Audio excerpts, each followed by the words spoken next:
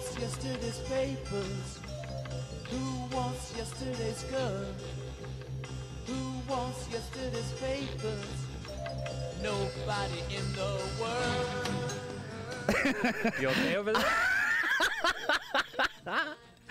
I just about yanked the headphones and I'm like I just blew my eardrums out just by yanking the headphones. All right, welcome to this week's edition of Looped In Live. All right, presented by Methuen Family Healthcare. Huge thank you to those folks. We'll talk about them later. So we already got folks. Hello, Jerry. Hello, Rich. Hello, Jason. We already got folks active in the comment stream. Definitely want you part of the show. We've really been. We can have an in-studio audience. Yeah, I like that idea.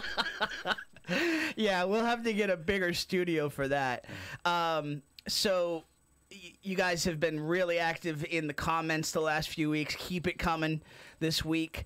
Also, we'll have a phone number. And you see Mr. Lou Blossy behind the glossy. That didn't work. But Lou's behind the glass. Now he's in the corner. You see Lou. Lou, say hello to everybody. Hello, everyone. Hello. We could finally see the face. The face behind the magic. So, hit us in the comments. Hit us on the phone number, which I do believe I have. No. 978-659-0072 is the phone number, yes? Yes. 978-659-0072.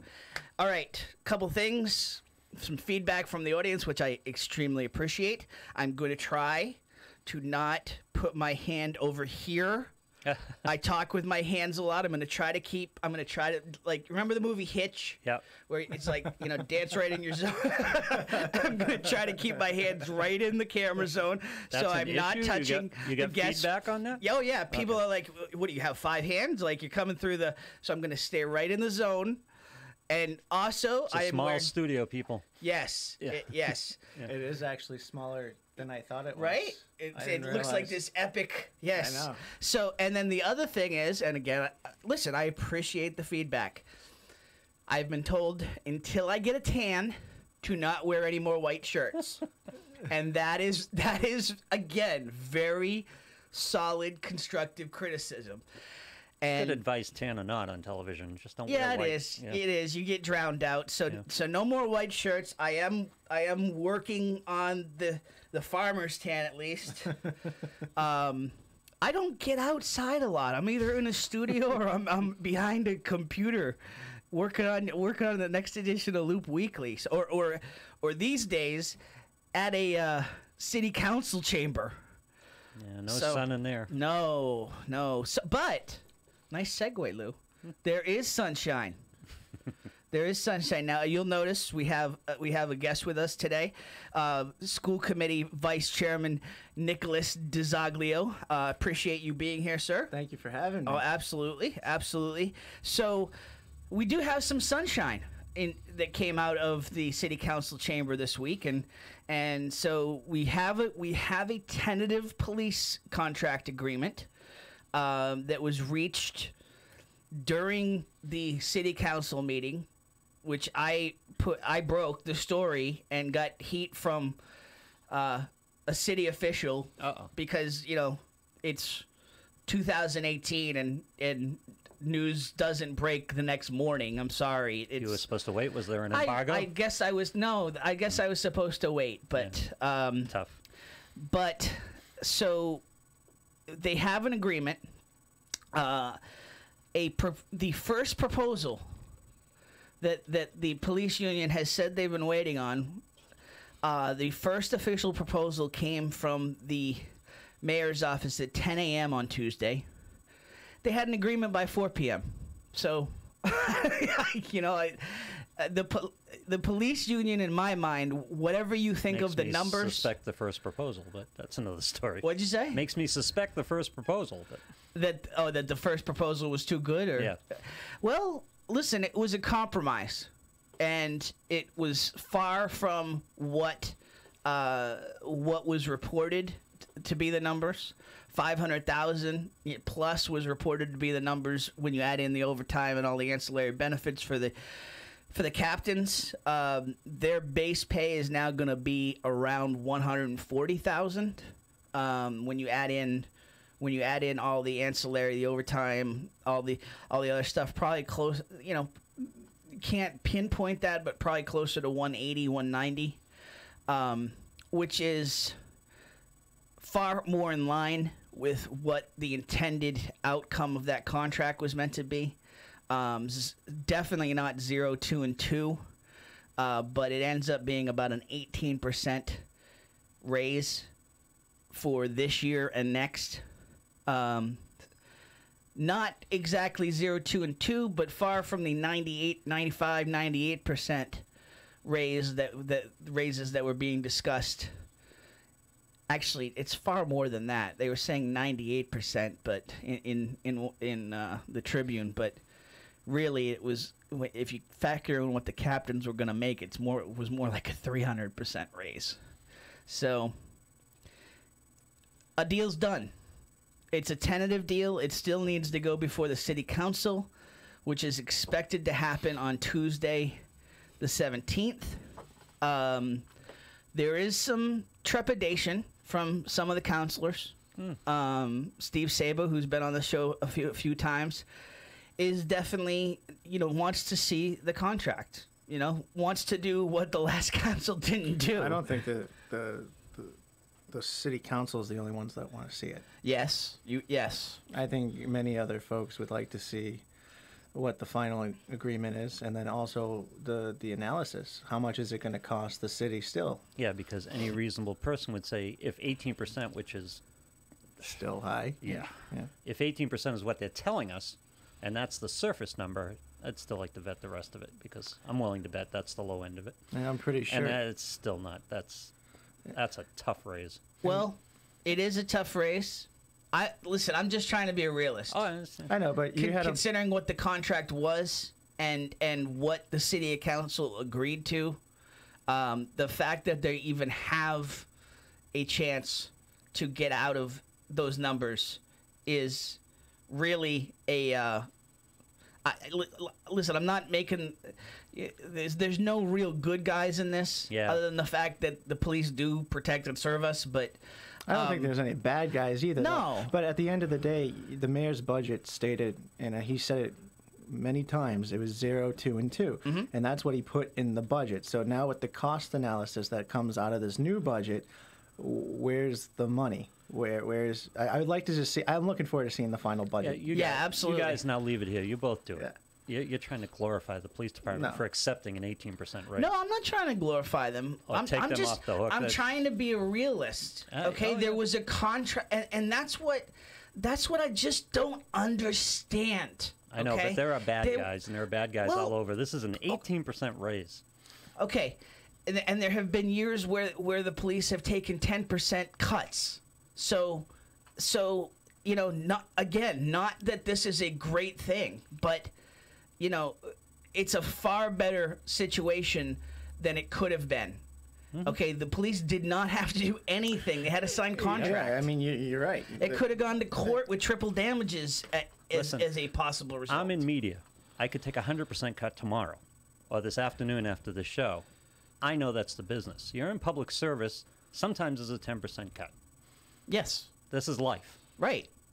Yeah, sometimes, but you also know that city government, sadly, sometimes there's 18% raises, as we saw with a large percent of the department heads in the first proposed budget. The city council still has another issue. Yeah, yes. The city council is supposedly getting the budget, I think, today. Yes, and so I look forward to seeing a copy of it later on in the week.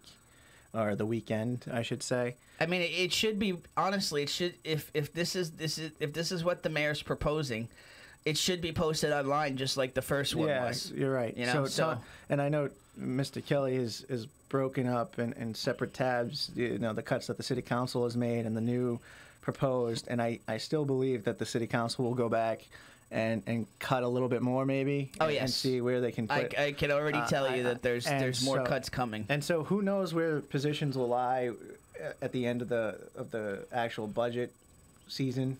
I mean, the budget season should be over at this point, but you know, the 1/12 budget, the city can't survive if we keep on doing this past No. August.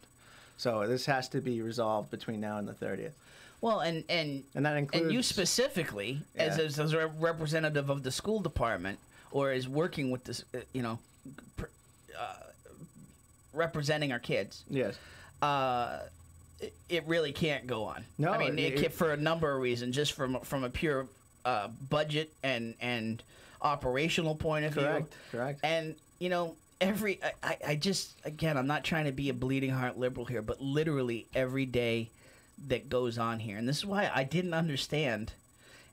And again, it's summertime. Everybody's got different schedules. I understand. Tonight they have a charter review commission meeting, so they couldn't do it tonight.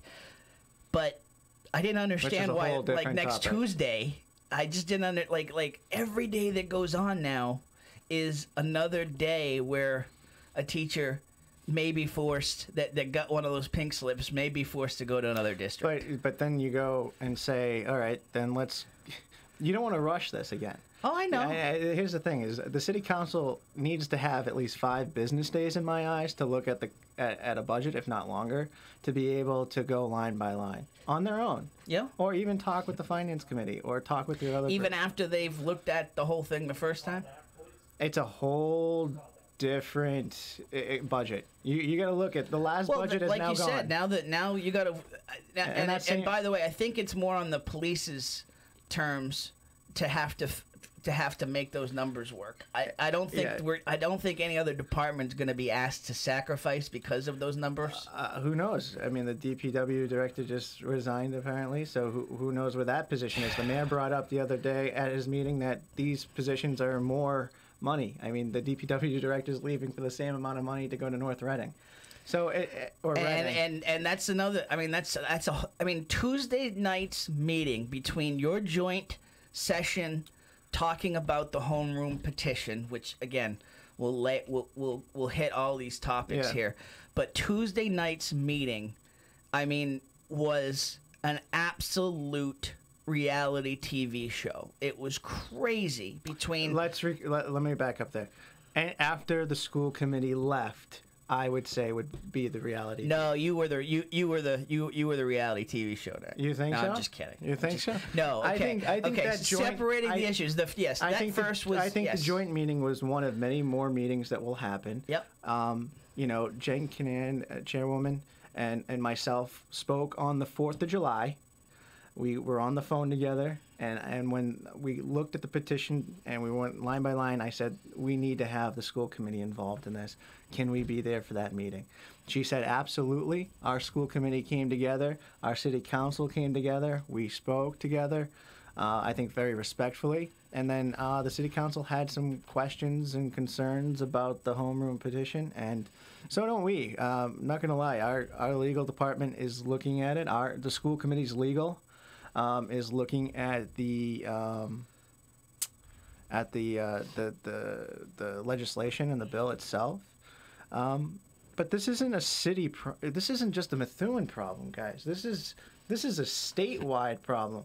I can name 25 plus communities in the Commonwealth that are having deficits in their school departments. Why aren't they on the news? Because there's not a financial crisis in their city where the topic is something else.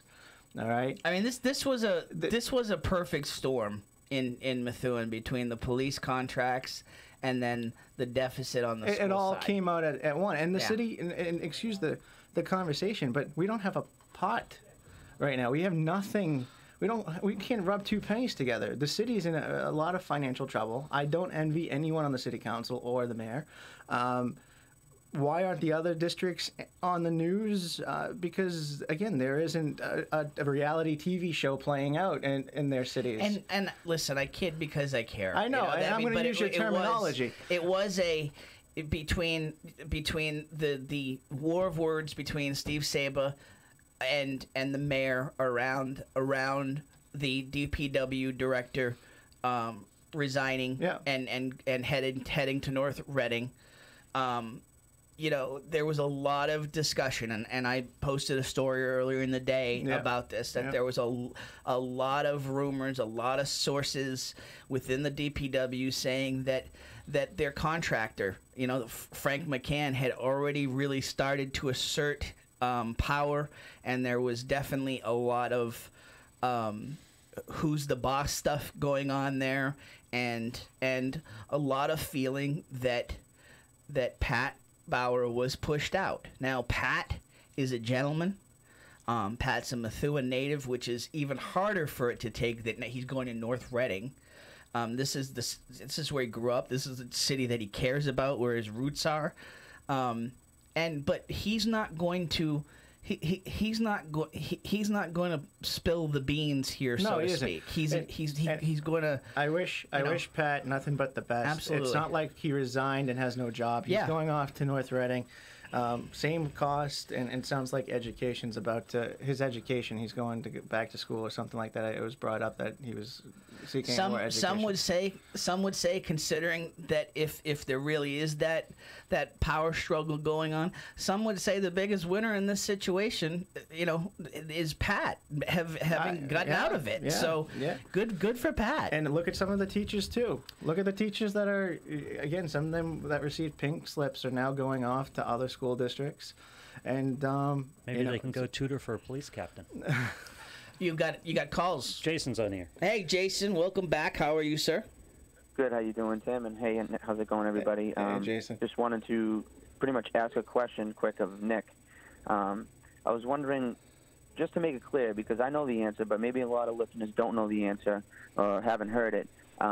When was this deficit told to the city council or to the proper chain of command? People are under the assumption that the school committee and the schools and the superintendent never made it clear until just recently about the $4 million or alleged $4 million deficit. But I'm aware that was told to them a long time prior. I guess you were watching the school committee meetings. Is that accurate to say, Jason?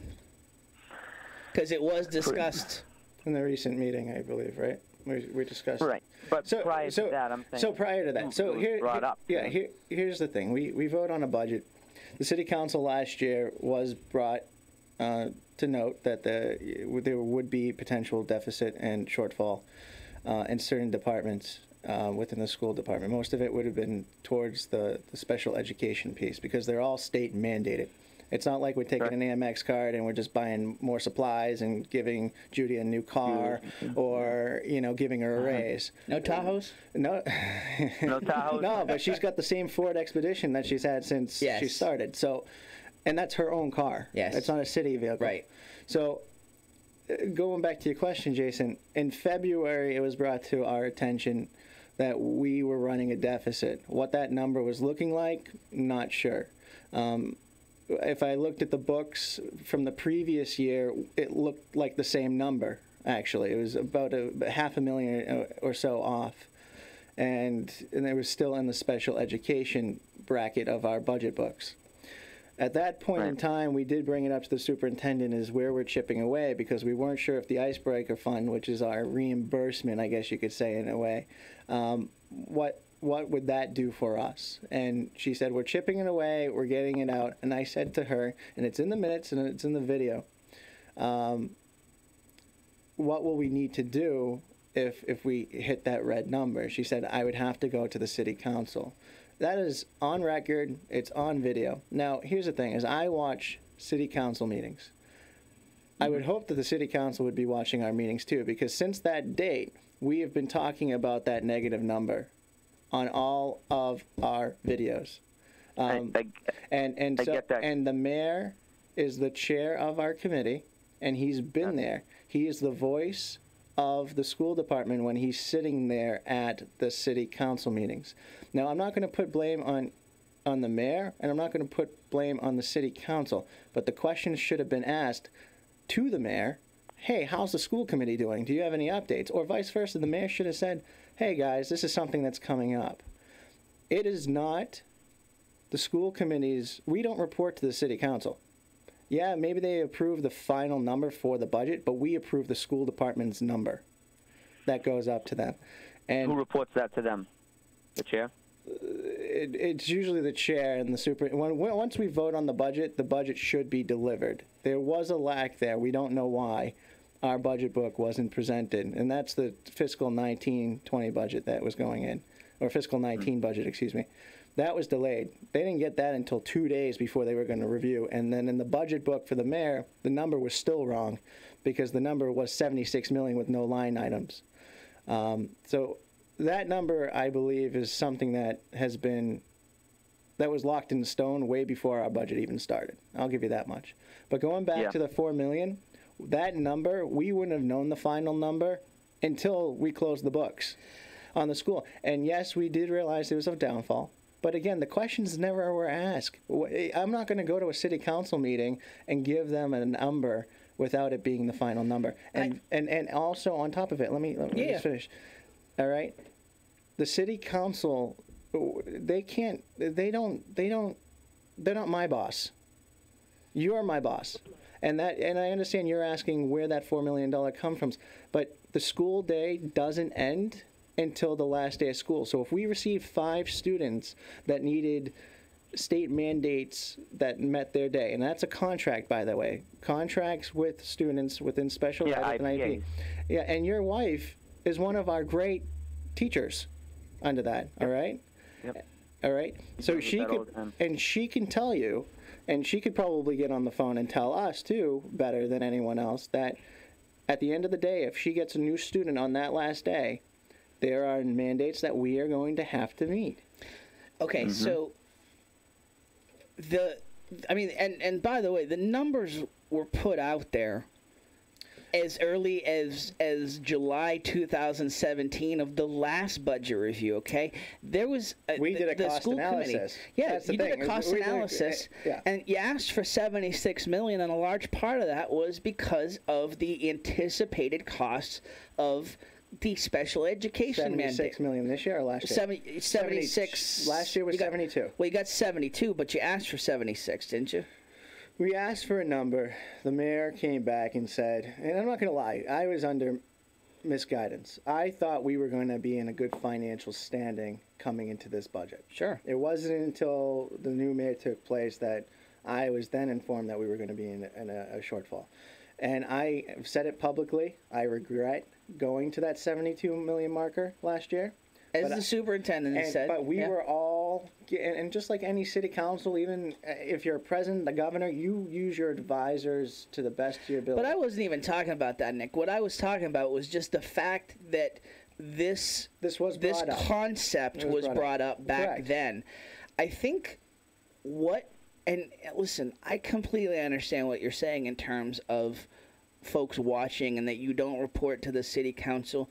I think the frustration that I hear from readers, from watchers, just whenever Jason, I'm around thanks town. for the call. Yeah, absolutely, Thank you. Jason. Thank you. Keep calling in. And thank you to Jason's wife for what she does for our kids. So I think what the frustration is just that there's just this lack of communication. We're told like we're one Methuen, like everybody works together. Everybody should be working together. So I think that's just where the frustration comes in, and that's where, honestly, as much as I was like, well, why are they meeting? This is an odd time to meet on this petition, but it really wasn't. It wasn't, and it was a great beginning. And I heard that from all the chaos out of that meeting. One of the really good things I heard was they're together. Yep, and they're talking. And we're putting together a policy on the school committee side that I'm not hesitant to sign, but at the end of the day, it goes to deaf ears if the city council doesn't agree to it. Our policy is that we're going to put forth 2 meetings, a minimum of 2 meetings a year to be able to meet with the city council and go over the school side, the city side, and in between.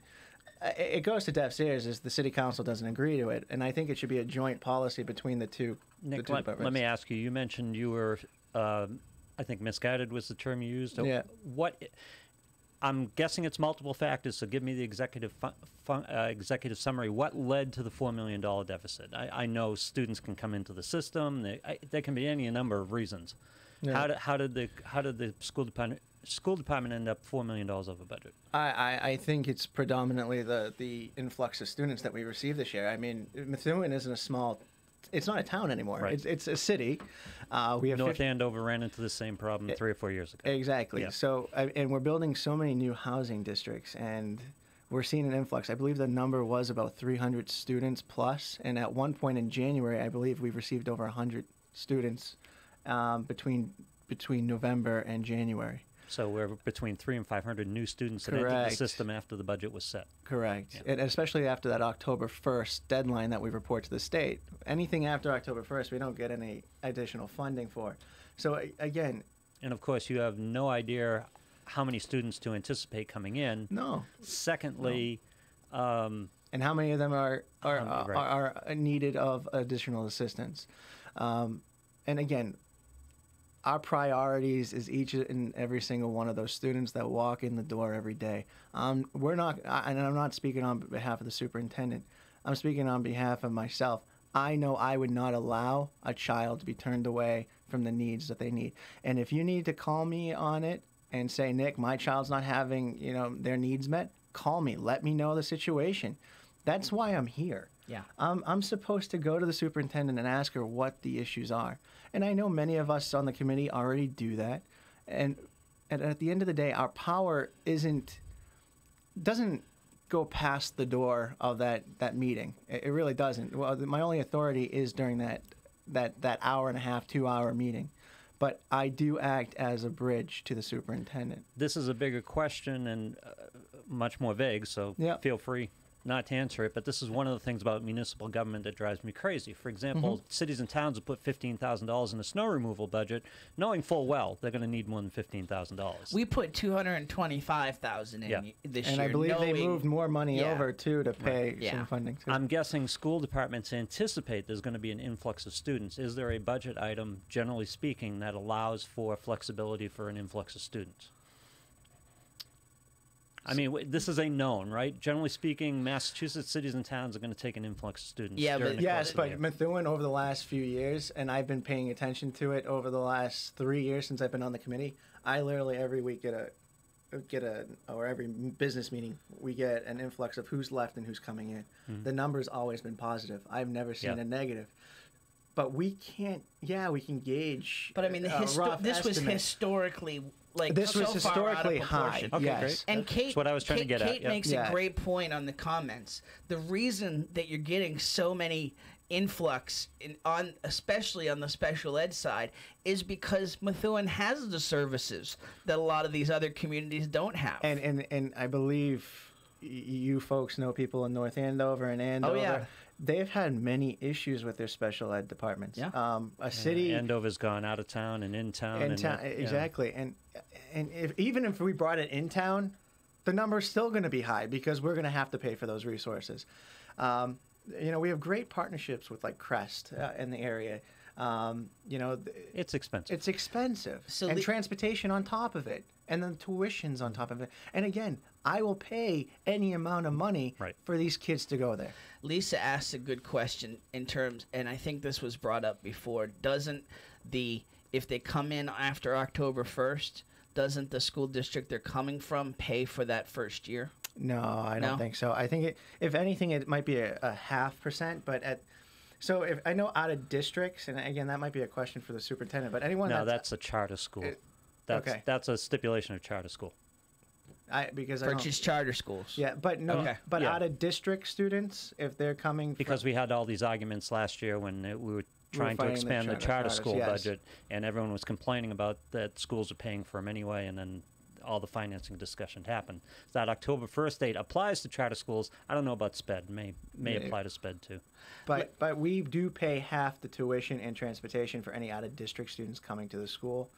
Or vice versa, and it's mostly the homeless population. All right, let's take a quick break here, get in some of our sponsors who make this show possible. We'll take a quick break, be right back with you here on Looped In Live, presented by Methuen Family Health Center.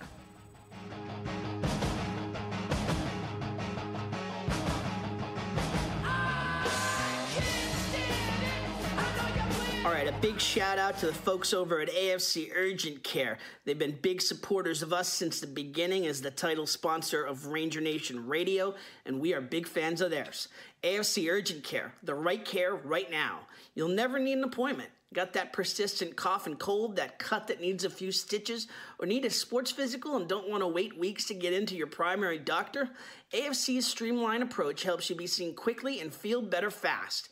In Methuen, in the Merrimack Street Medical Professionals Building, 380R Merrimack Street. In North Andover as well, in the Burton Grill Plaza. 8 to 8 Monday to Friday, 8 to 5 Saturday and Sunday. Go to afcurgentcare.com for more details.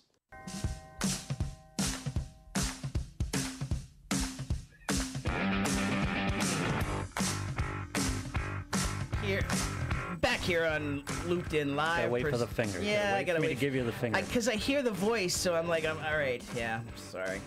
I'm just trying to give you space so that you don't say something on a hot mic that you might not want to. You're a phenomenal human being, sir. There's no argument. That's the shorter line of the two. So I want to, first of all, Looped In Live, presented by Methuen Family Health Center. Tim Wood, editor of what am I the editor of, Lou? I'm forgetting of Loop Weekly. Loop Weekly, yeah. Thank you. We're here with school committee vice chair Nick DiZoglio, and we are presented by Methuen Family Health Center. Just want to give a shout out to those folks. Family's everything. That's why it's right in the name at Methuen Family Pharmacy, where you can get pharmacy services by the Methuen community for the Methuen community. You don't have to be a patient of Methuen Family Health Center to use the pharmacy either. Drop by 147 Pelham Street in Methuen, right off exit 47 on Route 93 near the junction of 213, and get your medication from the friendly faces you already see in your neighborhood.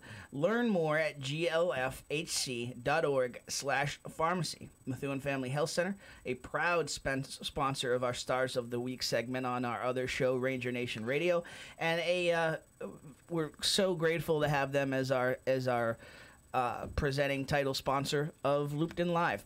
All right, back with Nick DiZoglio and your comments. Great comments during the show here. Yeah, and I saw a question there that I kind of want to just get to. One of the questions were, why can't we project some of these numbers?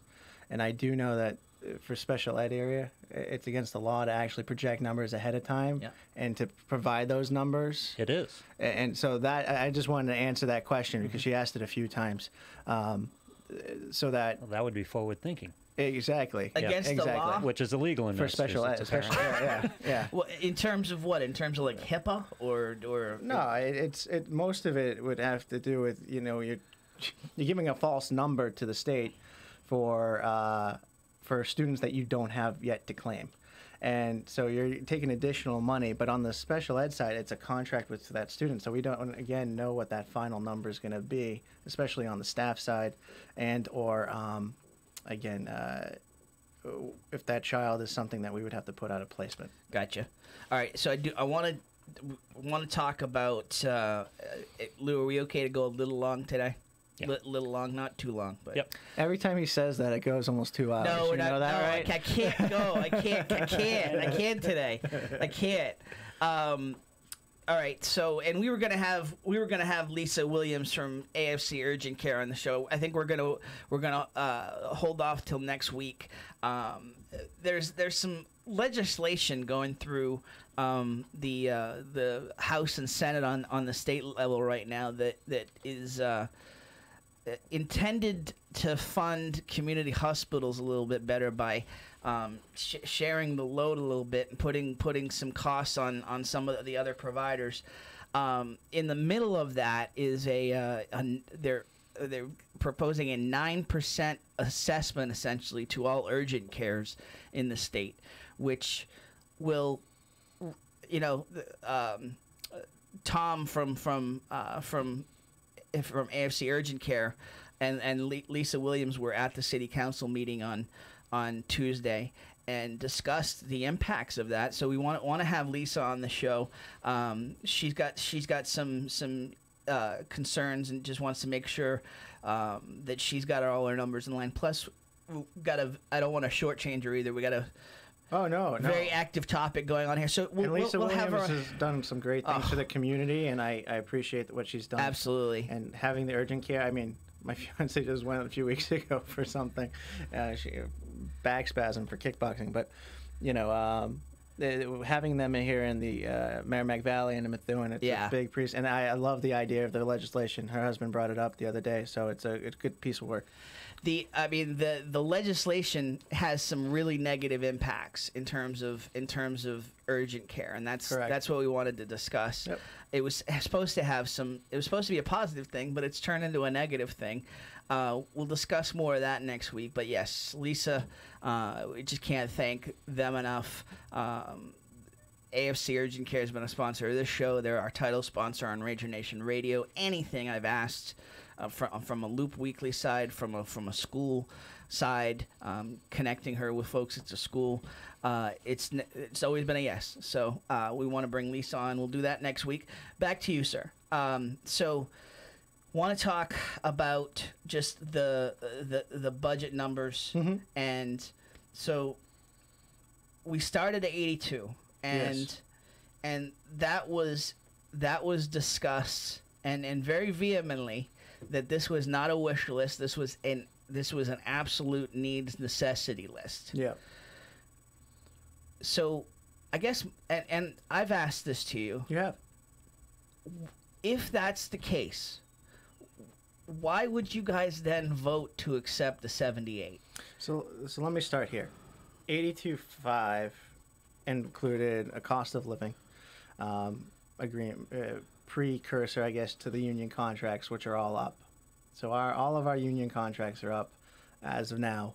We're going back to the table, I believe, in September to discuss the raise increases or the step scale and other areas that we can to potentially negotiate on. That was one part. Another part was about $1 million in infrastructure projects that would cost under $500,000 per project. Our schools aren't brand new, and Lou, you've been in the area for a while. Yeah. Some of these schools are 15 to 20 years old, the grammar schools, and they still say they're renovated schools. I mean, 15 to 20 years ago is not new to me, and the high school isn't new anymore. Right. It's 5 years old. Some of these pieces. Yep. So there's infrastructure projects there. Some of them need new roofs, sidewalks, accessible handicap areas that we want to add. All right, so we do all this. Also, there was no pay increases, and even in this budget, there's no pay increases. I remember hearing some counselors speak of that we're getting pay increases to our teachers. No, they're on a contractual step increase. And actually, the teacher salaries are a heck of a lot lower than some of the other districts around us. So that's $78 million. There's no doubting that. Yeah, that's. The numbers are there. I mean, we're paying our teachers way less. We're funding per pupil far less. There's no disputing those numbers. No, so, and here's the thing. Is that 82.5 would have brought some new programs, new accessible, resources to some of our guidance departments across the district. These are things that we can work to chip away over the next, 2 years. But the main concern were the positions that we had. That 78, again, the programs go hand in hand with the teacher. If I cut the teacher, the program goes with it. It's not two separate costs.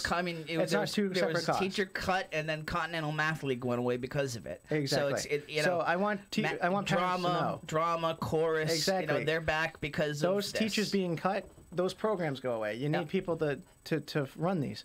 So these programs are being brought back, hopefully, with the budget being the way it is at $78 million, and once it's voted on by the city to officially go forth. But that $78 million is a mean to compromise, and I understand we can't take any more hits. This school department needs to go forth together and prepare a city to bring their kids back to schools and the employees back to work starting August 27th. Sure. So if we can go back and forth for weeks and do what the council's doing is fighting between numbers and trying to get the right numbers and trying to figure it out, we have a mean to compromise, and we need to accept what we are going to receive. At this point in time, yeah, we can keep fighting for the 825, but where are we going to get it? Where are we going to get it? So you didn't have to, though. I mean, the city council would have voted on that 78.5 regardless. You guys That's up to didn't them. have to take, That's up to them. You guys didn't have to take that vote, though. That public vote. It wasn't on the agenda. You're basically saying that was a vote of confidence in the process, a means to say that you're willing to compromise, and that was what you guys wanted to present. We wanted to present. Again, it showed that we were united on it, and it passed. It didn't pass unanimously. Yes, two people voted no. Jana Di Natale and Jana Pesci. Jana Pesci or Zani Pesci. Zani Pesci. And that's fine. We all can agree to disagree. Sure, but that was a majority vote. And none of us are going to go after the other person or publicly shame them on live TV or say anything to their face about it. Everyone is in agreement to their own opinion. Sure. I don't disrespect it. And I hope they don't disrespect mine. It's not that I'm bending over backwards for the mayor or the city. We don't have money, folks. All right? The city can't fund anything properly right Heresy. now. All right? There's a finite amount of money. And like I said, there's 25 plus other districts out there that are in the same issue with their school departments. Everett's at $9 million. Chelsea, Lynn are in the 8s. $9 million over in school deficit. All right, Methuen's on a low end here. Yeah. And the only reason, again, we're in the news is because there's a financial issue going on in our city. Nobody wants to hear that. Okay, when I tell folks that like if you take a look at the amount of debt that we're carrying in bonds collectively as a city, we're in the lowest, like 5% in terms of municipalities. But nobody wants to hear that because it's still debt. And it's still going to impact our taxes, but the reality is this is going on statewide. It is a state problem, and I think our delegation needs to push something forward. Again, this is a state cost. The state comes back and says, "No, it's cities. You got to have to figure it out." But when you're a city like Methuen that's spending like a city with a town budget, how are you going to get anything done? We need some economic development in the city. And I'm not a city councilor, so I can't go up and say, let's start economic development proposal. Right. I mean, people say it in the comments every week, this city needs more businesses. And I think it's true. And I've said it to you several times. The Loop is our biggest cash cow. The downtown should now be the Loop. Look at the fireworks, Nick. And we said this last week. I mean, the amount of people that were at the Loop. And no one's brought this up. Do you know where those fireworks were shot off? In where the 40B condos. So where are we going to move those fireworks going forward next year? Once they start the construction. I mean, it was a great plan. Loved the location. And I thought, traffic was the topic of conversation. They harped on that at the city council the other day. Yeah, we can make traffic a little bit better. I mean, but go out to dinner. Yeah. Sit there. I sat out there for an hour and a half having dinner with my fiance, having drinks with some friends, and we had a great time. We enjoyed the fireworks. But I mean, that was when you talk about the Loop being the center of town, that was a perfect example of why. And it was a perfect example of why that space where we set off the fireworks should have been an extension of the Loop. Oh yeah, and I think even that Target parking lot we could do things too. Yeah. I mean, I'm sorry, I drive by Target and 90% of it's empty every day. Well, now you got the Chick-fil-A in there. So. Hey, Chick-fil-A every day. Can't wait. Can't wait. That was one of my favorite southern restaurants when I went to Florida. But anyways, long story short. There's still a big parking lot. You know what attracts businesses to communities? Financially strong communities, I think. Low tax rates. Yeah. Good public education systems. Yep. Affordable housing. Yeah. And you look at Assembly Row, the Marketplace, the Point. Burlington has that new strip mall where the King's Bowling is. You're looking at some cities that have been able to capitalize on progressive needs for their towns and cities. And, for Methuen being the size of it is, the Brick House, the Fridays, Olive Garden, I mean, these are all great restaurants in the area, but they're not, outlets. Right. They're not big stores. I mean, Marshall, Old Navy. Who says next year that they won't be over at the Tuscan Village? Right. We need some outlets in this area. I mean, the Loop could capitalize on this. Yes. You know, the Loop can come out on top. They could build a parking garage. They could build an on and off ramp right directly. And Bowling alley. Bowling alley. Where does the money come from? Fun center. What? I hate to say it. Let's give them a tax break for a few years. And then the economic value that brings into the city, boom, there you go. And we're setting ourselves up for 5 to 10 years down the road because you know what? The last 10 years, we've been fiscally irresponsible. And that's where I come with Careful, that 10 you're million. talking like a capitalist. Hey, real quick, You're I gonna want get thrown out of the city for that. I want to address something on the comments real quick. Dennis asked me, when am I moving to Methuen? Dennis, I live in Methuen. I think you have me confused with the owner of Methuen Life, who lives in Windham, New Hampshire. I live in Methuen. I live actually a few streets over from Nick in Methuen. I own the. Yeah. I live in Methuen. The paper is Methuen based, so I think you have me confused with someone else. Maybe it was me. I don't live in Methuen. Yeah, there you go. But I'm a mass taxpayer, so you're on my payroll. Okay, But good to know. you're also a town or a city that touches us too, right? I grew up in Haverhill. Yeah. Yeah. So I mean that affects all the towns around us and cities around us. What's happening here affects them too. Vice versa for us. Yeah. But again, coming into play here, we're not the only school district with this problem. There was nothing illegal done. I mean, there's posts out there like, this is all illegal, all illegal. No, these are state mandates, folks. We are responsible for each and every. This is something that the state will fine you millions of dollars on top of that. And you know, going back to the city being, you know, and the school department being underfunded for the last decade, city of Methuen was hit with a $5 million fine almost, I think, 8 years ago, if I recall, 8 or 9 years ago. And that brought us to where we are now on the financial scale. If you look at Massachusetts, What was the fine for? under funding the school department, Okay. it was under it's under platform funding. Yes. Right. So, But we're going to file that under self-inflicted. but here's the thing: is the average. If you're looking for sympathy for the city, that files under Yeah, self-inflicted. this is something that they did. Yes, absolutely. But average pupil in Massachusetts per student ratio for dollar amount $15,500. If we were to give that, allocate that to each student, our budget would be. We're at like 12.2, right? 12.5. We're about 12.5, Yeah. which is the national average now. We're at national average, folks. That is huge. We have not been at national average ever. But so we should be like throwing confetti because we're actually there. No, but we're making progress. Yeah. We got $6 million this year. I Sure. mean, can I get 12 next year? No. But I wish we did.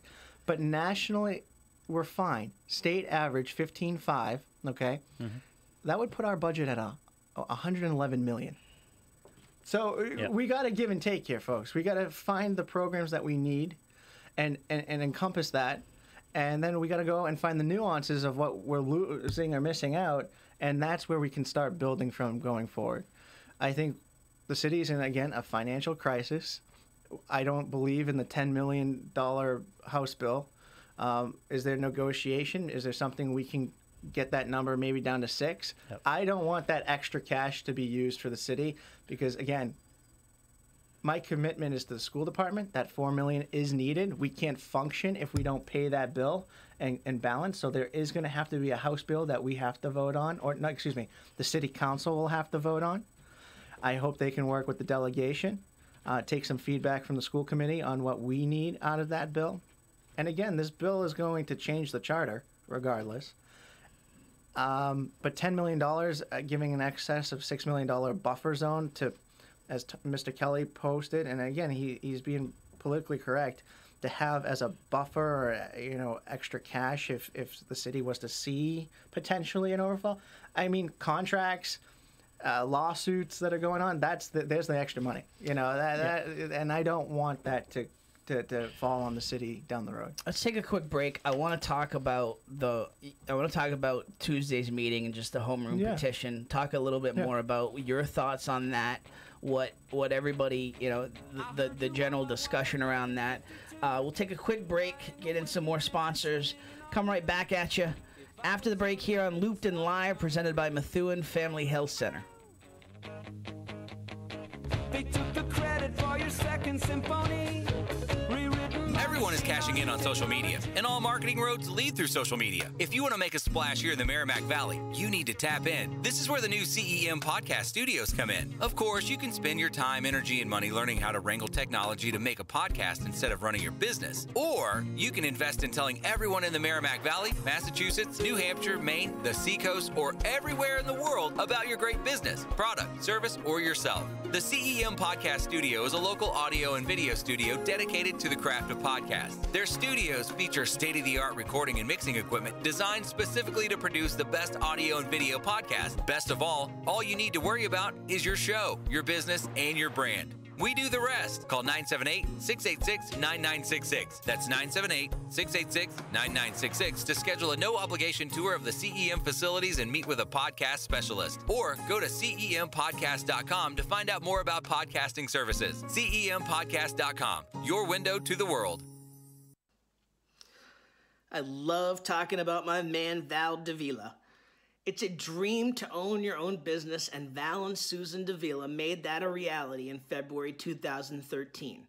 They started with just 2 insurance carriers, but now Right in Place Insurance for Progressive, Safeco, Pilgrim, Plymouth Rock, and Mapfre, just to name a few. Need auto insurance, renters, commercial, or home? Davila and DeFusco prides itself in having lifelong roots in the Merrimack Valley. Put their experience to work for you. Visit them at 225 Broadway or call 978-241-7950 for a free quote, or visit them online at daviladefusco.com. You better speak up now if you want your peace. You better speak up now. It won't mean a thing later. Back here on Looped In Live, presented by Methuen Family Healthcare. Want to send a shout out to JG's. Let's talk about JG's Ice Cream and Fun Center. They are celebrating 35 years with a big bang.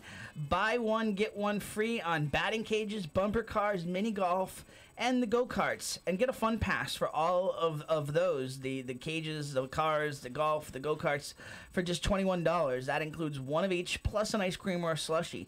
JG's is #1 for family fun, birthday parties, and group outings. Check out the July 3rd Loop Weekly for these coupons. Visit them at 602 Lowell Street in Methuen and visit their ice cream stand at 327 South Broadway in Salem as well. JG's, a proud sponsor of the Stars of the Week on the Stars of the Week segment on Ranger Nation Radio and Peaks of the Valley in Loop Weekly. And again, huge thank you to Rich, the whole Giafrida family, for what they do for the city and just being part of this show. So, Fun fact, though, about the Giafridas. Yeah? That was my first job. Was it really? Right, yeah, right in high school. Joe Giafrida was my first boss. Rich brought me in on a Thursday, and I started my first day on a Friday. Nice. They must have really needed help, if they, right off the bat. Maybe they saw something in you. Thanks, Lou. So, I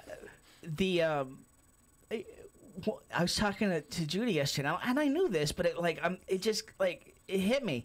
You're coming on the show. You're getting married tomorrow. Oh, yeah.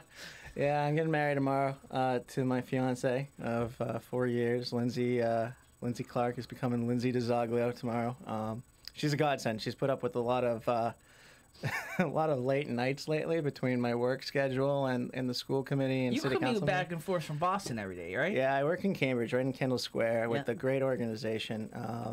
The great people that I work with, so it makes up there. But coming home most nights until 7 and going to school committee or city council for a 6:30 meeting, it drains. So I'm looking forward to the 3-week break that I'm taking. I'm taking 3 weeks off, going on our honeymoon. The other thing you surprised me with when we were talking before, besides that, was you're on the school committee, and as you say, doing some work and being involved. You don't have kids in the district. No, I don't have kids yet. I'm not married yet. Nothing wrong with doing it backwards. Right. But no, I have no kids in the district. I grew up in Somerville up until 3rd grade, which is 9 years old, and then moved to Methuen. So I've been here since 4th grade. Went through the public school system, had Mr. Nick as a principal, had a lot of the great teachers that I can still call friends today that work here, that have made their careers here in Methuen, that I see all the time. So, yeah, I thought giving back to the school department. I've been saying it since I graduated college about 8 years ago that I wanted to be a part of the school committee. You fought hard for the arts. Yeah, In terms it of- was, yeah. it was cut the year prior to me running for my first election, and when the first day back in, I said to Judy that this is not right. I spoke to Mrs. Mancini, Cheryl Mancini, who's the director of the Fine Arts Department here at Methuen. I said to her, we need to bring back performing arts. That performing arts department has done great things. Amazing. Amazing things. They now have their own club, Stage 22, which goes out and is statewide competing in plays and musicals. Our musicals are great. We have a state-of-the-art performing arts department. Chorus has been Chorus amazing. has been great, and it's filtered into the lower school. Our band has been amazing. They're nationally known, and our kids genuinely love what they do. Yeah. And I was at the fireworks with congressional candidate Dan Coe, walking around, and we bumped into a few of the performing arts students, and he was just amazed by how talented these students are and how passionate they were in high school doing it, that they're going off to Emerson next year, these students, to continue their performing arts. And they said that they wouldn't be able to have done that if it wasn't for the Methuen High School Performing Arts Department. So I want to get into the home rule petition. I just want to Yeah. put a bow on a couple of things we were talking about earlier because a couple of good comments came up here. Do you think, Rich made a comment that Tuscan Village is going to kill the Loop like Rockingham Mall killed Methuen Mall? Do you think that is a likely possibility, or that's going to happen? I mean, does history repeat itself sometimes? Yeah. I mean, Yeah.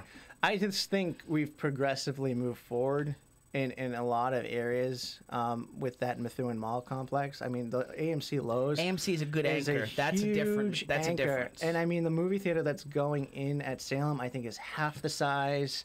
They're And- getting two, and they're both very small and Yeah, smaller brands. brand. And It's not an yeah. AMC. Yeah. And This I know would have a residency component, would it not?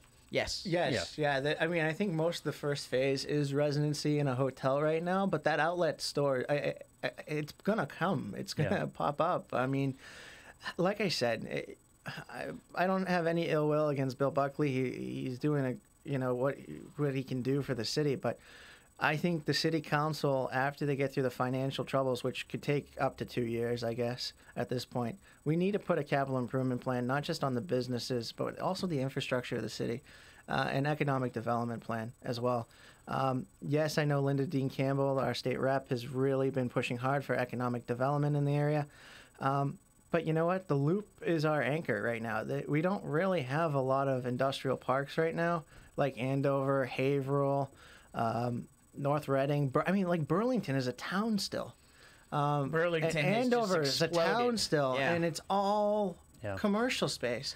I mean, I'm not saying let's put up a big commercial tower and say, boom, let's get businesses, but let's hold back on maybe adding more. It's also at the junction of 93 Well, and yeah, 128. see, this is what I don't Yeah, understand. but we're So at the you- junction of 213, which has two major highways as well, 495 and 93. 495, right? Yep. So you've Fair lived enough. here a lot longer than I have, and Yeah. this is that's what blows my mind. We're right at a junction of 93, 495.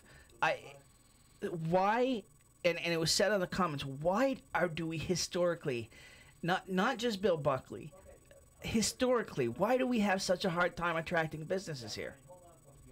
I think it's so close to the New Hampshire border. I mean, Methuen has a geographically bad position, I guess, because we're right there on the Salem, New Hampshire line. I mean, Salem, New Hampshire, you do have Rockingham, you have all those strip malls. Tax-free New Hampshire. I mean, it does put us at a disadvantage. It sounds great, but those numbers balance out. But does it? I mean, historically has it. I mean, you have right now a Walmart and a Target across the street from each other. You have a Stop and Shop and a Market Basket right next to each other. And you have all these stores, and actually, I don't think I've seen the Loop be at full capacity in probably the last 8 years. Yeah. There's always a store missing.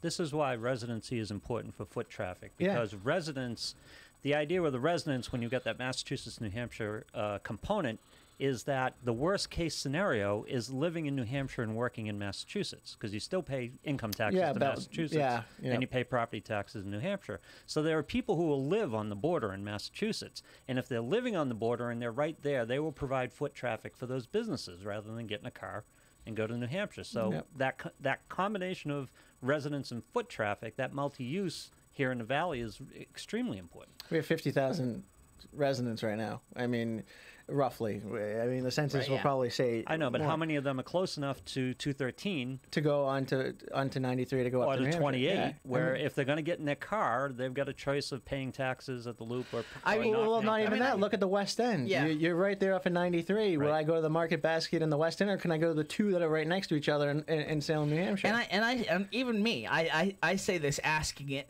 but I'm saving for a riding lawnmower, and if I'm buying that, I'm going to Salem. What about Best Buy? I go to Best Buy to buy all my TVs. Yeah, absolutely. I mean, or by the way, people who want to buy Bailey's like I do, or want to buy some cigarettes, they go to New Hampshire. Bailey's? What is that, Lou?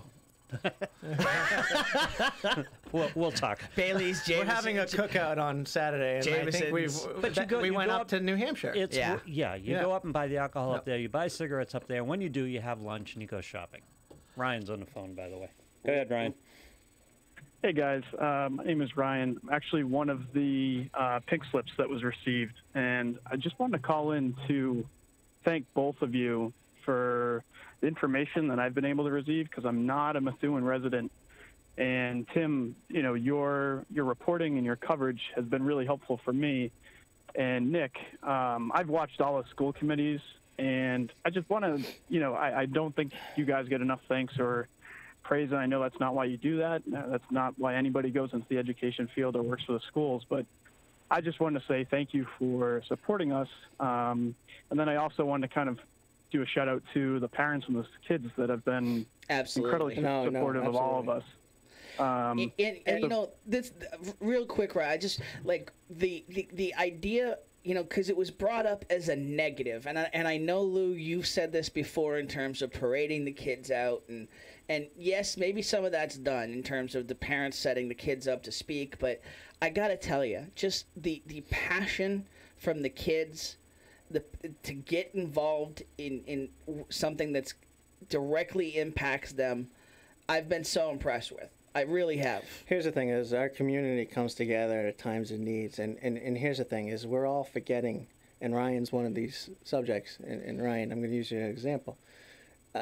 You I'm not sure if you have a family, but you have a house or an apartment, and you have bills, and you have everything. There are people behind those pink slips. There are stories behind these pink slips, folks. We can't just keep arguing and going back and forth if 78's not enough.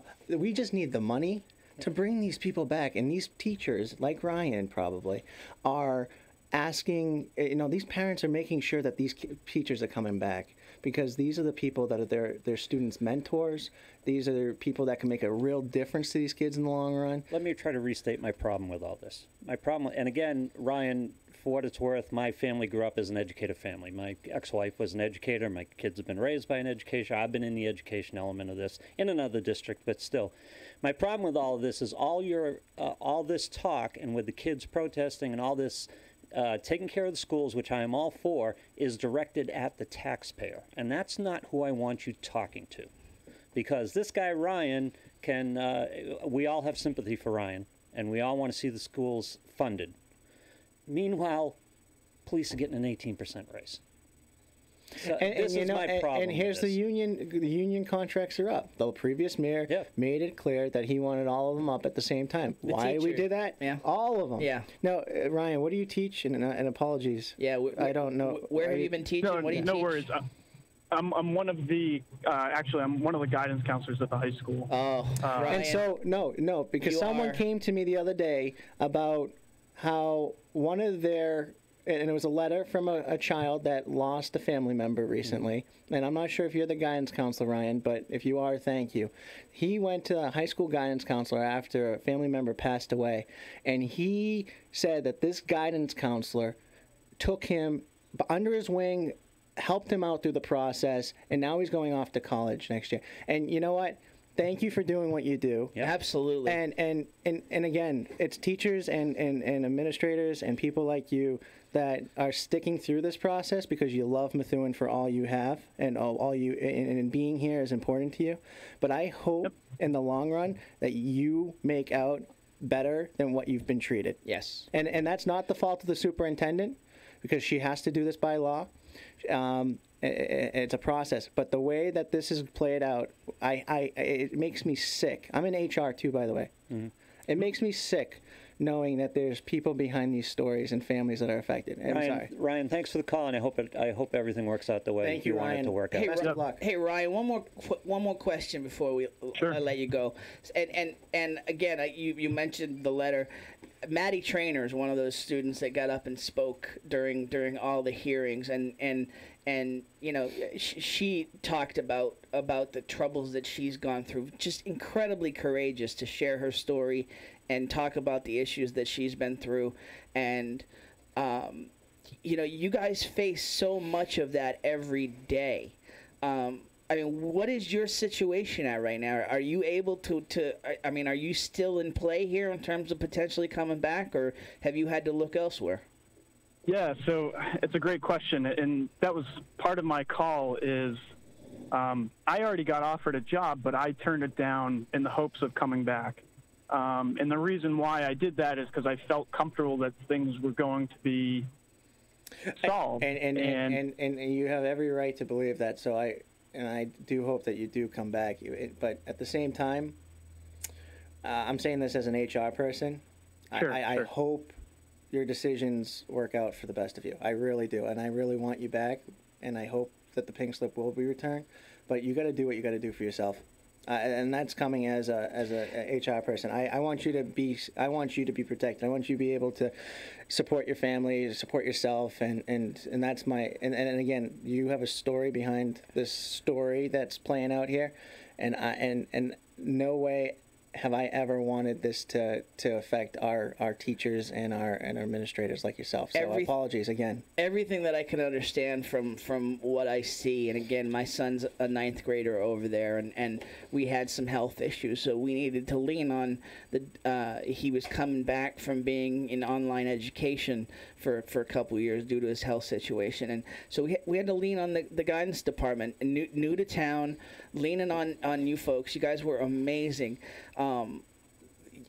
I would imagine that part of why you want to be here has to do with just some of the innovative stuff that's been going on, and for all I can see there, you've got some great leadership with John Crocker and the whole team there. Is it, I mean, accurate to say that's why you've been holding on? Absolutely right. You know, Nick, you mentioned Melrose before. I came from that district, and you know, the innovation. Melrose is a great district, and the innovation with the guidance department in Methuen is, you know, we're way ahead of a lot of people. I was just meeting with John and a couple districts outside, and you know, we're kind of showing them how to do this, how to do that. You're and creating blueprints for the entire state with a lot of the mental health stuff that you're doing. John's department right now is actually, and I think he's gone nationally. He's gone to a few conferences. Absolutely. Methuen Public Schools has one of the top-notch guidance departments where they've cracked open into a few areas between mental health and opioid abuse, and they've been able to go to conventions to show them what they're doing here in Methuen. So again, this costs money to do, but at the same time, it's the right thing to do. It's our priorities. And Ryan, to end on this note for you, I honestly hope to see you in the halls in September. But again, do what you got to do. Best of luck, and I appreciate the work that you've done for us. And thank you for calling in. Very much. Thanks a lot. Keep up the great work. Nick, congratulations. Have fun tomorrow. Thank you. I appreciate it. Listen, again, I have no problem with the value of the schools. I understand the value of it. I understand Methuen's underfunded. I understand the money has to go there, and it's something that I prioritize. But by the same token, I'm looking at nearly $100,000 in an executive assistant for the mayor, and I'm looking at the police raises, and I'm looking at other places of spending. I want to see some of that redirected before you, and I understand you have to go to the taxpayer. The taxpayer is going to take a hit here. They're trying. No way around it. I mean, you got to give. We're still the lowest paid tax in the area. We do have low taxes in the city, We're not a town anymore. We need to start looking like a city. And am I saying let's tax people out of Methuen? No, but we need to be able to compete. We need to be able to have a chance. I'm not saying go up $2,000 a year on taxes. I'm not saying that at all. What we can do, and like Texas does, Texas is a gleaming example, and some other states are starting to jump on board, is they have created a private school tax, which will guarantee money to the school department year after year of an increase. And it would fall down to how many children you had in the school district that would keep you in this tax bracket. So if you think about it, if John Doe and Jane had 3 kids in the school department ranging from 1st grade to 12th grade, as that last child goes through the process, whatever the tax rate is when that 1st grader goes to 12th grade, they're still paying that tax, but once that child leaves, it gets slashed in half. And that family, because they've invested, gets a tax break, but also whatever that slash is guaranteed money for the duration of where that family's living. So you're getting tax money from these folks guaranteed, and there's a number that you can analyze for, that year's fiscal budget to say, all right, this is how much money in taxes we'll have dedicated to the school, and then whatever you needed on top of it. So the parent would have a additional tax while their children are in school. Correct. And then they'd get some kind of credit for that after the children have graduated. And just being a community member, you're still paying a decreased amount. But you also told me before the show, when we were talking before the show, you said, and I agree with you totally, public education is a public bill. You're right. It is. It is a public bill. Children go to public school, and it should, in my eyes, should be free for the students. But that also includes the fact that teachers shouldn't also be paying for supplies. These teachers make $50,000 to $60,000, and they're paying. My fiance is one of them. She goes to Dollar Tree, the teacher pet store. Spending $3,000, $4,000, $5,000 a year on supplies. She spends a ton of money, and it's not just her. It's all these teachers. I understand, and again, my household was an education household. My I'm preaching to the was choir. A teacher. I understand all these arguments, and I agree with all these arguments. But by the same token, once we get through singing these praises and explaining the value of the school system, we still have to sit there with X amount of money and fund it. Correct. No, you're right. So I want to make sure that it gets funded, but I want to make sure it gets funded where other stuff isn't wasted or other stuff isn't overpaid until you start coming to me for more. And that's where I go to my state delegation, because I don't know, other than, I'm not going to say names, but you're helping out Methuen, you should be helping out the state right now. Yeah. There's no campaign in my eyes. There's no next year right now. It's today. What can I do for not just my community, but the communities around us, the state, to help them better fund certain areas where we're lacking? For DESE or for any of the other state agencies that we're running into issues with it, for them to tell us to go figure it out? Yep.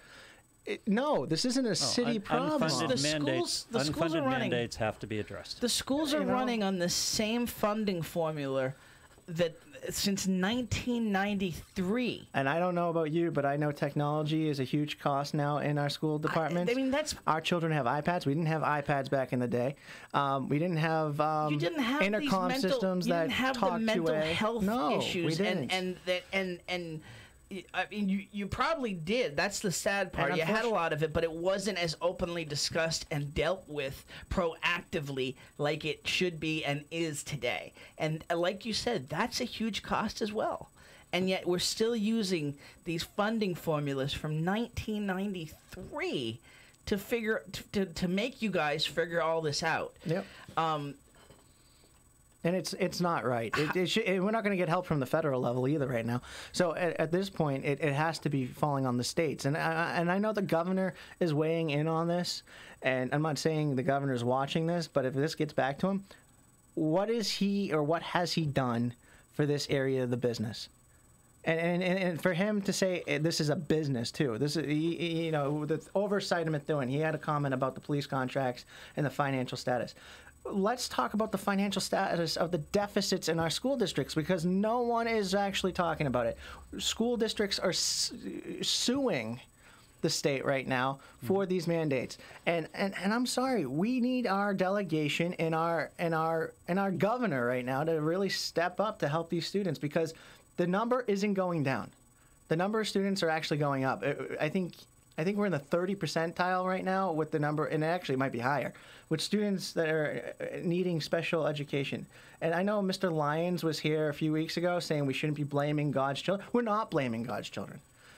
We're not. We're trying to help them. We're trying to make sure that they receive the same rights and the same needs as every other child that walks through that door. I'm hearing a lot of mum apple pie and Chevrolet arguments. I'm not disputing any of what And I'm you're not saying you are. But on the other end of the argument, we still have, how do we make this work? The state, if it's through grants through the federal government, or if it's a state mandated tax that they have to put off to a side, again, it does fall on the taxpayers, unfortunately, because we do have more students coming in the door. I understand. And it's not just Methuen. The unfunded mandates Everett are a had big issue. 560 students walk in the door this past year, and I think it was 60% of them needed some sort of IEP or special education needs. And a lot of that's because the casino that's building there, those cities are seeing an influx of new residents come in because the property value, everyone's selling and everyone's moving in for the property value down there. So I could see where that's coming into play. But, you know, when the state looks at you and says it's the city's problem and come to us and take out a loan and we'll give you oversight and we're going to push all this down, and then they make it to the point that we have to take a certain amount of money. Right. They're sinking our teeth. Let's talk about you wanna the talk home run about it, yeah. petition. You guys got to see it firsthand. You saw the draft. You discussed it Tuesday night's meeting. The overwhelming.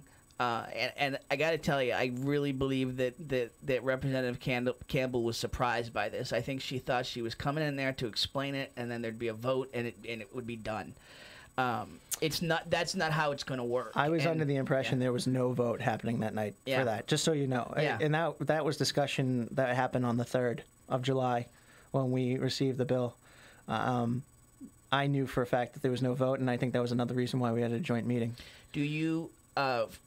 What is your overall thought in terms of what you saw in that language?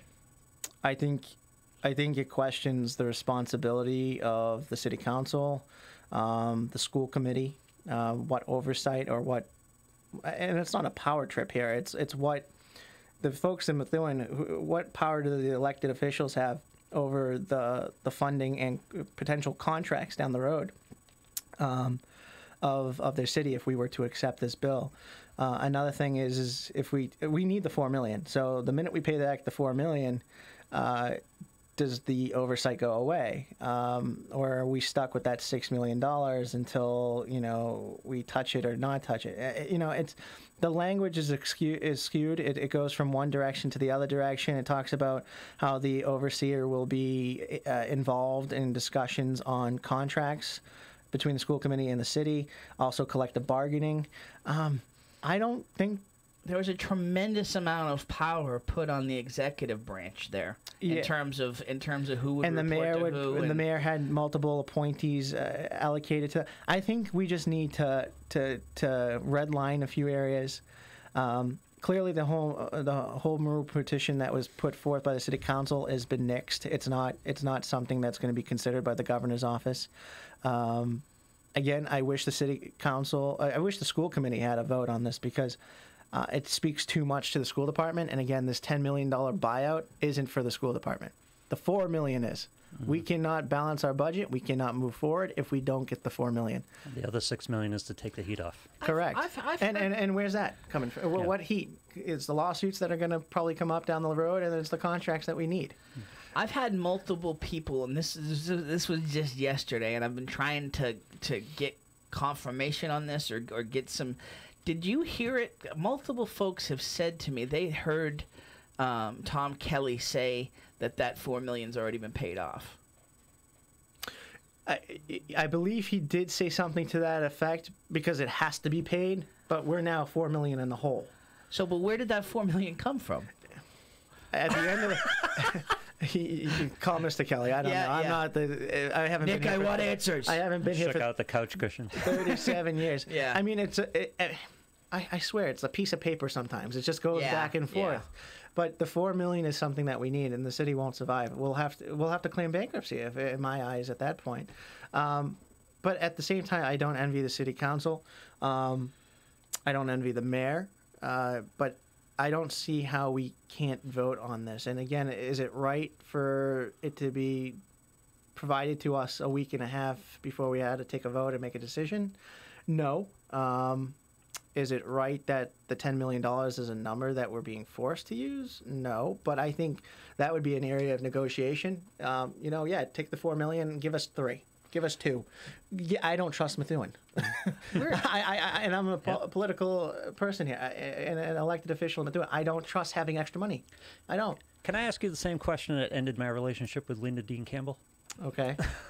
And you may not be in a position to answer this because I don't know the answer. If it ended your relationship with Linda, I don't have the answer. Because I don't have the answer to this either. But it's one of the questions we should be asking in the face of all this. As of fiscal 2016, I'm guessing it hasn't changed all that much, Massachusetts spends twice as much per capita in state spending as New Hampshire. Mm-hmm.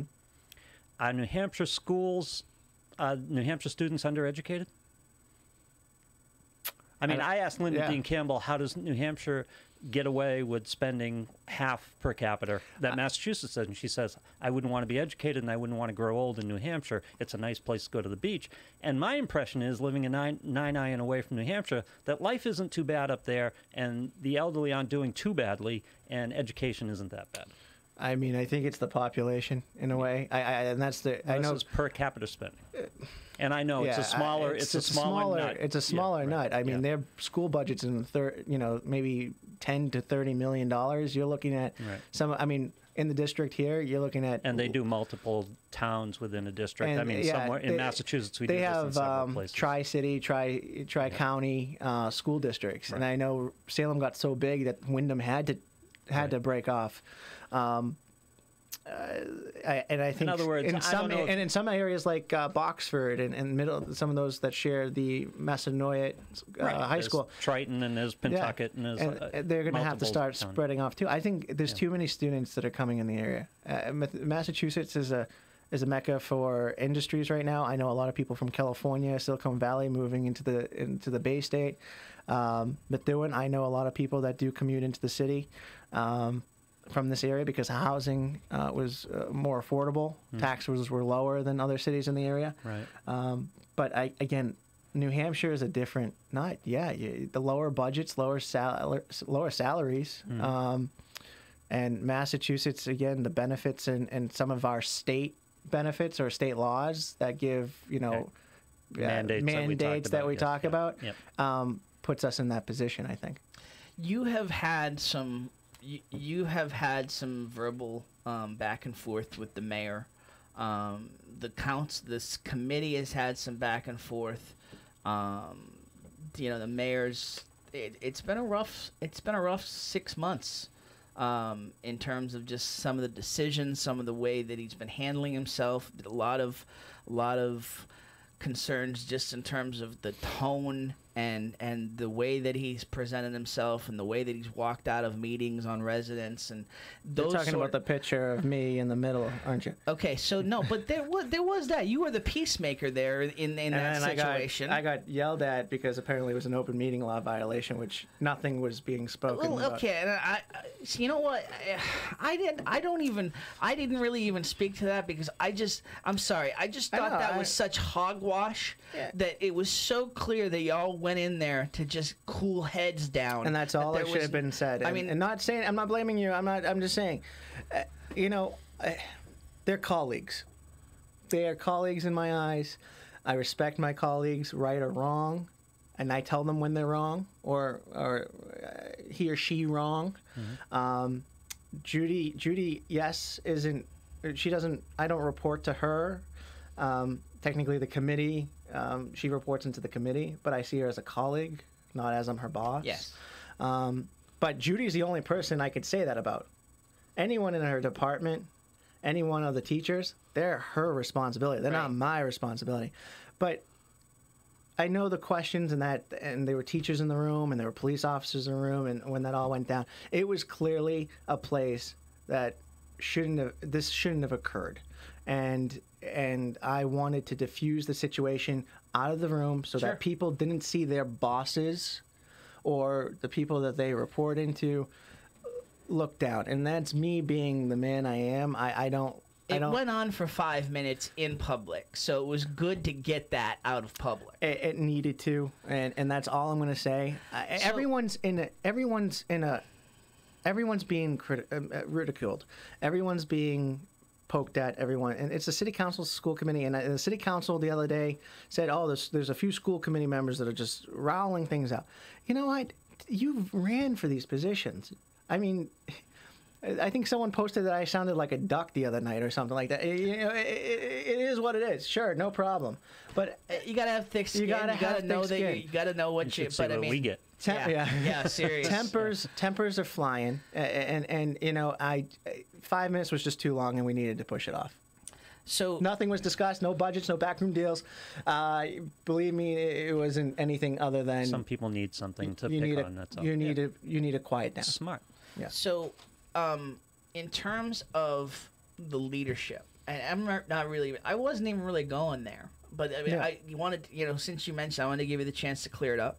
What I'm talking about is now we got to move on. Now we got to move forward. We've had all these discussions, and that's why we move forward with 78. We're now at a point where we've got a police contract in the works, like real progress there to avoid a lawsuit and further delay and further 1/12 budgets. So we're on the way to progress here in terms of getting that budget. Hopefully, getting a lot of these teachers and guidance counselors like Ryan back on the job. Where are you at after all of this with the leadership, with the mayor specifically? How is that relationship at this point? Like I said, my colleagues, right or wrong, it is what it is. I respect all their decisions. If the mayor wants to, I mean, I've chaired several meetings in the last few months. If the mayor feels that it's his responsibility to step away from certain conversations like collective bargaining and or other areas of business, that's his decision. I don't mind taking the helm and running the meetings and working with the team. And I know Paul Fahey is his chief of staff who does delegate. So Paul's there sometimes to speak not speak on behalf of the mayor, to give an update on where the mayor's office is, never to speak on behalf of the mayor. So, I mean, where we move forward is I need a budget. I need it approved, but before August 15th, we need to get these pink slips sent back to us. We need to get these teachers back in the classrooms, the guidance counselors like Ryan back in the office to get the students ready for college. We need these students to come in ready and not have to deal with the hogwash of misguided politics from the city side, and city side including, I guess you could throw a school committee in there, and have that affect their day-to-day. These kids need to go back to school. The city needs to get back in order, and we need to move on for this. And I think maybe we're going to be stuck in budget discussions for the rest of the term, because, fiscal 20 doesn't look like it's going to get any better. Okay, so let's talk about fiscal 20 and just how to fix some of this. Yeah. Do you? I'm not quoting any numbers here. Do you have a number you're going to ask for? 3% increase. There we go. Do you? Okay, it's funny you should say that, because this is, one of the things that's been brought up, and a lot of residents have brought up this. Jessica Finicaro has repeatedly brought this up during meetings. The idea of And we and you guys talked about this in terms of laying out the $76 million, what that would look like, and what just having all those programs. Having a set 3%. Just if we had just had a set 3% at this point, we'd already be at the 78. If we set 3% as the number 10 years ago, we'd be at 78.8 or I think it was 5 years ago. Actually, 5 years, even 5 years. Yeah. So I mean, do you think that there's a way, or should there be a mechanism in place that guarantees a minimum percentage in terms of increases, in terms of just proper funding? Should there be a reserve fund? I think no, because the city can't keep a reserve fund at this point in time. There's too many. They can't sustain a 3% increase with Prop 2.5 either. No, they can't. So, and again. And I love Prop 2.5. I mean, we won't get it voted in the city. I don't think it would ever. If we went on an election spree and proposed a 2.5, I don't think it would be like Reading. But at the same time, 82% of the people didn't vote last go around, and that could be because there was all these non-contested races, and that's a different story. But going back to your point, yes, there should be something that we should be able to count on and plan on, and I think the mayor and the school committee came under negotiations with the superintendent and the business manager to get the Medicaid reimbursement contract under our helm at one point, and then also the chargebacks being redistributed and recalculated to better offset some areas of the business that we shouldn't be paying for. But the Medicaid reimbursement, some of it has been high as over $1 million, some of it as low as $500,000, but over the next 4 years, it goes from 25 to 100% of what we'll take in for that. So that's guaranteed money. What that final number is, no one knows. Not to mention the cable contract. That will be an additional money. So the mayor right now, yes, our budget's $82 million, but the mayor is proposing that we will have another $500,000. 78 million. Oh, yeah, sorry. Sorry, thank you for correcting me. 78 million, and the other $500,000, 500,000 should come in. So that could help us, and we're at a point right now that we just got to start budgeting. We're going to have to start figuring out what the final number is sooner, and if the city council wants to have a bigger delegate than just the mayor show up at the meetings to give them a report, or maybe they should start watching the school committee meetings. I hope that out of this that transpires. Again, all of our. It doesn't have to be day of. It could be the weekend of. Like, I mean, I hope that you will have a joint task force moving. I hope that does happen. That you do have quarterly meetings at the very least between everybody, where there's guaranteed communication. You know, absolutely, and I have to give props to Bob Vogler, who's on the school committee. As everyone knows, he's the longest-serving school committee member in the Commonwealth. Country. Yeah, probably. He proposed the joint meeting, and again, I'm all for it. I just need the other side of the fence to be with us as well, and I honestly hope that they propose the same thing to join us. But again, we have a new council. That ranges from different experiences. You have a school committee that ranges from different experiences, from education to human resources to law. I just think we need to come together with some of our expertise and kind of draw a plan out over the next few years, because this city is going to sit dormant with a deficit, and not just on the school side, just overall. Hitting that zero marker with no income or positive increases without some sort of resolution. And if that's on the economic side, great. If it's unfortunately on the tax side, then it is what it is. But I'm a taxpayer here too. My taxes went up $300 last year. My father's been here for 20 years. He's gone up $6,000. In just 4 years, I think it was, or 5 years. It's starting to hurt our members. And I just saw the other day a family that's been here for years, and I think there was someone else that commented that they've been here for 47 years. The for sale sign's up, and they're packing it up and heading out. That's sad. Yeah. That's sad. So I think the city just needs to come together, either on the executive side, or I hate to say it this way, if you have some ideas, maybe you guys all should run for city council or school committee and propose some of those ideas. I want to get you out of here. I know you got to make sure the tux is fitting last second and all that. So rehearsal dinner is 4:30. No, 4:30. I have to be at the hall. So my last question would be: out of all of this situation, out of everything that's gone on in terms of the $4 million. All of everything you've observed in terms of your interactions with the mayor, with the city council, what is the biggest takeaway, the biggest thing that you have learned, the biggest constructive thing to come out of the last 6 months here in terms of how to lead moving forward? I wouldn't say I'm not going to give constructive criticism. I'm going to say I'm not even saying but out of the criticism. 6 months, Yeah. we got to listen to the community. These kids came out for their teachers. These parents came out for their students and the people that teach their kids. Maybe let's stop going back and saying he said she said mentality. Let's put our big boy pants on. Whatever's, and again, I'm not trying to cover up anything what was said. I mean, that city council meeting the other night at the end, I was just like, really? Are we really pushing this fact? It would be great to know who said it. It's not going to change anything at this point. Let's get together and figure out tomorrow before we talk about last year. And yes, the contracts were the contract, but I agree with you. They were passed. Now let's deal with it. Can we fix them? Can we make them look better? Same with the school department. We had that happen. Now we need to go forth to fix how we don't do that again. Or better yet, what could that foresight in the future?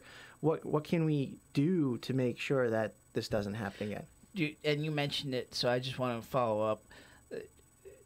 Do you see? So we've got to learn. We've got to learn in terms of not making that mistake again.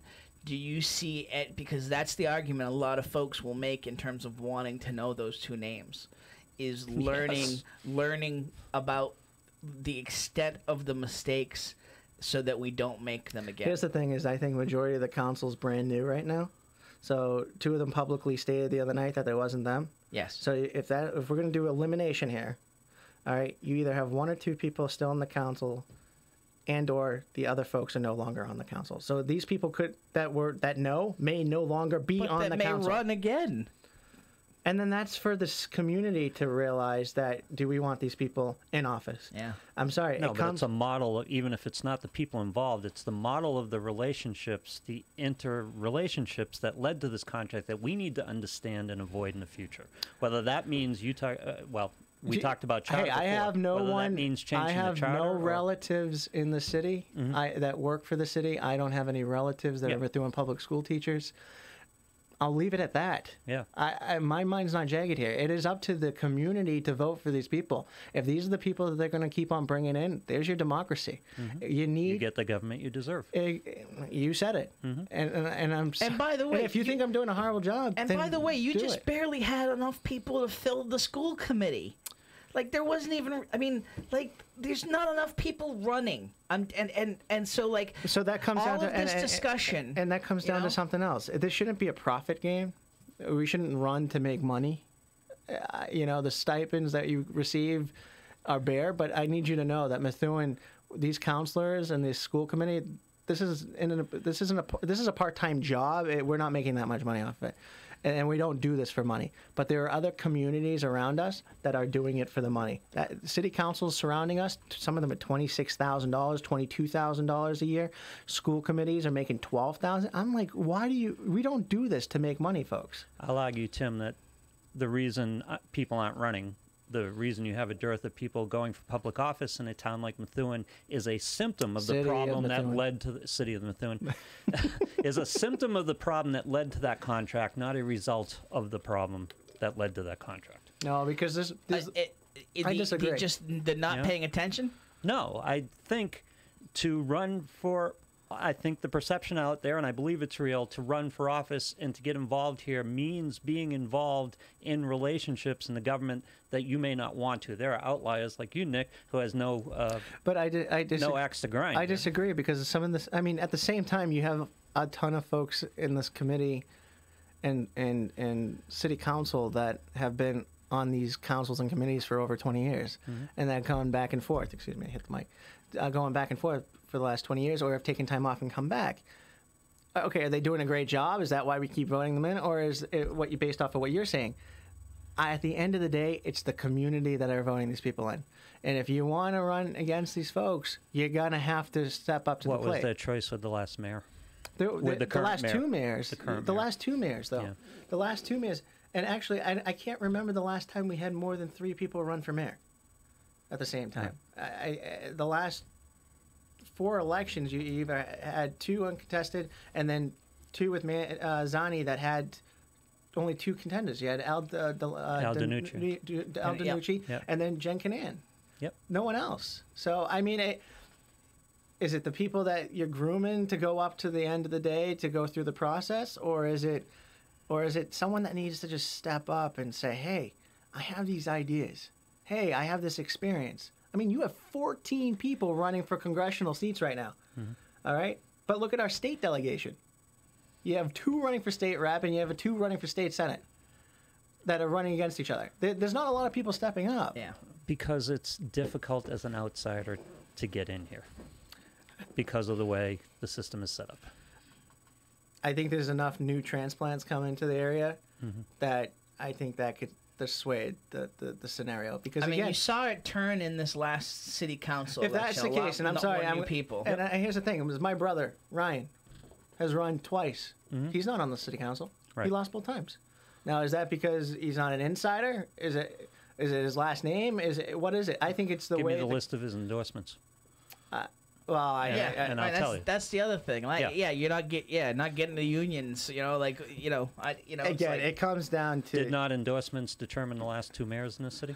And maybe I could go back further. I'm not versed on the history.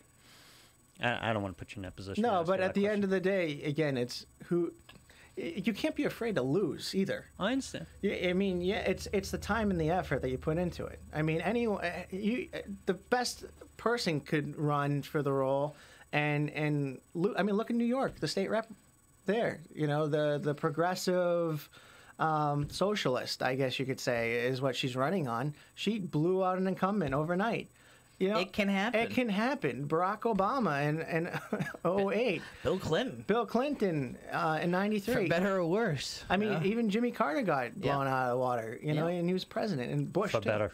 Well, For much better. But Bush, too, against Yeah. Clinton. I mean, it happens. Oh, I know it does. And, But it takes a certain person with a particular passion to step into that breach without having the typical path. look at before Ryan them. Hamilton and James McCarthy right now. Eunice Ziegler, Jess Finicaro. This is a young generation coming through, and these are people that are going to be representing. I guess you throw my name in there because I'm under 32. Yeah. But are these the people that are going to be running your city in 10 years? Are they, who behind McCartney and myself and Hamilton are grooming up to come up? That's the thing, is you need to have some sort of. You got to have some sort of. I don't want to say backbone because that's not the word. You got to have some sort of confidence in yourself to do this, and again, you might get reamed through the coals. You have to have action.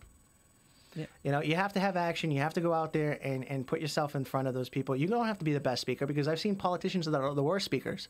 It's are you genuine, or are you doing this for future stuff? Right. I guess you still have to have a real belief that you can impact the Change, system. make change. Yeah. I mean, and that's hard. I'm not sure. Did you ever see Jib Jab? Do you remember Jib Jab? They used to do political videos online. Oh yeah, the dancing elves, elves and all that. They did one on the Obama campaign with John McCain and him. It is the funniest video, and every time I think of politics and people running against each other, I think of that video, because all it is talking is change, change, change, change.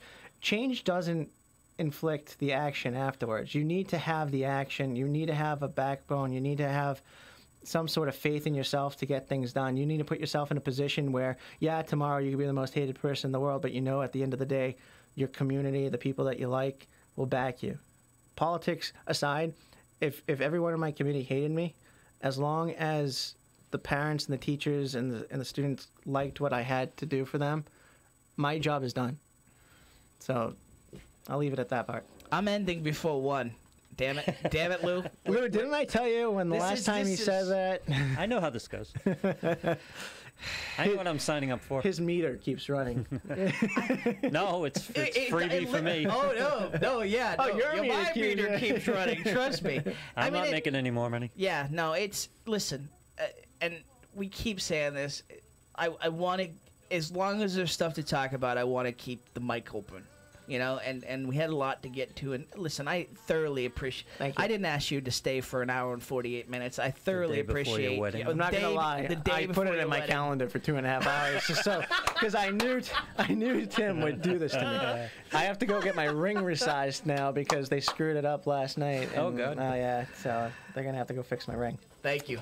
Hey, it's always a pleasure, and keep doing what you're doing. Just keep on doing the true facts, and make sure that again, you fight for the schools too. You put a lot of action with the Ranger Nation radio, and again, it's always great to have a local presence here. So thank you for having me on.